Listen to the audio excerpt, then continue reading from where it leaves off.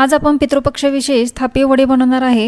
वेगवेगळ्या भागामध्ये वेगवेगळ्या नावाने या वडीला ओळखले जाते। काही ठिकाणी पातोडी, पाटवडी, थापी वडी किंवा बेसनची वडी, पिठलं वडी ही या वडीला म्हटले जाते। तर आज आपण पितृपक्ष विशेष थापी वडी बनवणार आहे। यामध्ये घातलेल्या मसाल्यामुळे या वडीला खमंगपणा येतो।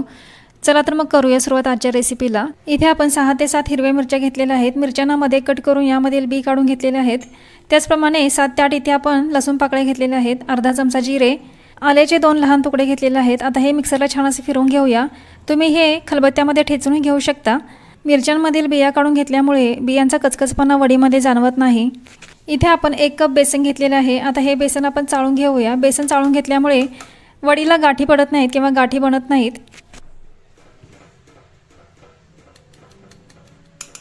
बेसन चाळून झालेलं आहे। आता इथे आपण फोडणीची तयारी करूया। त्यासाठी इथे कढईमध्ये 2 ते 3 चमचे तेल घालून घेतले। यामध्ये अर्धा चमचा मोहरी घालून घेतली। मिक्सरला बारीक करून घेतलेलं हे हिरवं वाटण यामध्ये घालून घ्यायचं आणि छान असं हे तेलामध्ये परतून घेऊया। हिरवं वाटण छान असं परतून झालेलं आहे। आता यामध्ये 10 ते 12 कढीपत्त्याची पानं घालूया। लहान अर्धा चमचा हिंग घालूया। त्याचप्रमाणे तीळ इथे 1 चमचा घेतलेला आहे, तीळ घालूया। तुम्ही तेलामध्ये तीळ नाही घातलं तरी चालेल। जर तुम्हाला वरून तीळ घालायचे असेल वडीच्या वरून तरी चालेल। तीळ घालणं ऑप्शनल आहे। त्याचप्रमाणे इथे आपण ओवा घेतलेला आहे 1 चमचा। वडी खमंग होण्यासाठी यामध्ये अर्धा चमचा बडीशोप घातली। त्याचप्रमाणे लहान अर्धा चमचा हळद घालून यामध्ये चवीपुरते मीठ घातलं आणि हे मिश्रण छान असं हलवून घेतलं।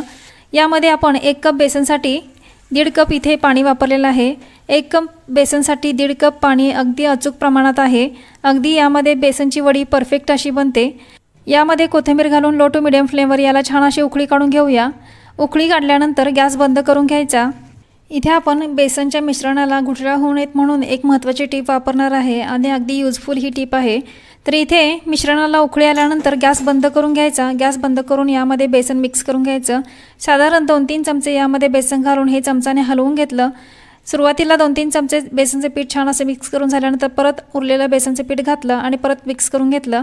अशा पद्धतीने संपूर्ण बेसन इथे गॅस बंद करून आहे त्या गरम पाण्यामध्ये म्हणजेच गरम मिश्रणामध्ये हे बेसन मिक्स करून घेतलं। तुम्ही बघू शकता अगदी इझिली इथे बेसन छान असं मिक्स करून झालेलं आहे आणि अजिबात यामध्ये गुठळ्या वगैरे काही बनलेल्या नाहीत। अशा पद्धतीने गॅस बंद करून बेसन मिक्स करून घेतलं की यामध्ये अजिबात गुठळ्या बनत नाहीत। अशा पद्धतीने तुम्हीही एकदा ट्राय करून बघा म्हणजे तुमच्या लक्षात येईल। इथे मी गॅस बंद करून पूर्ण बेसन छान असं एकजीव करून घेतलं। एकजीव करून झाल्यानंतर गॅस चालू करून घेतला। मंद गॅसवरच परत हे मिश्रण छान असं चमचाने परतून घेतलं। परतून घेतल्यानंतर झाकण लावून मंद गॅसवर 2 ते 3 मिनिटं वाफवून घेतलं। 2 ते 3 मिनिटांनंतर तुम्ही बघू शकता इथे आपलं छान असं बेसन वडीचं मिश्रण बनून तयार झालेलं आहे। आता परत एकदा हे चमचाने हलवून घेऊया आणि छान असं एकजीव करून घेऊया। तुम्ही बघू शकता अगदी परफेक्ट असं स्मूथ असं मिश्रण झालेलं आहे। अजिबात यामध्ये गुठळीही दिसत नाही किंवा गाठी दिसत नाहीत। हे वडीचं मिश्रण चमचाने हलवून घेतल्यानंतर परत झाकण लावून 1 मिनिटभर वाफ देऊन घेतली आणि गॅस बंद करून घेतला। झाकण लावून हे असंच 10 मिनिटं ठेवल्यानंतर 10 मिनिटांनंतर हे एका ताटामध्ये काढून घेतलं। ताटाला थोडंसं तेल लावून घेतलेलं आहे आणि या ताटामध्ये हे वडीचं मिश्रण काढून घेतलं। तुम्ही बघू शकता इथे मी अजिबात हाताने ही वडी थापलेली नाही, तर इथे चमचाने पूर्ण वडी थापून घेतलेली आहे। अजिबात हाताचा वापर केलेला नाही। इथे आपली छान अशी चमचाने वडी थापून झालेली आहे। आता यावर आपण खोबऱ्याचा किस आणि थोडीशी कोथिंबीर घालून घेऊया। इथे सुक्या खोबऱ्याचा किस किंवा ओल्या खोबऱ्याचा किसही तुम्ही वापरू शकता। इथे मी सुक्या खोबऱ्याचा किस घेतलेला आहे। ओल्या खोबऱ्याचा किस या वडीवर खूप सुंदर आणि चविष्ट लागतो।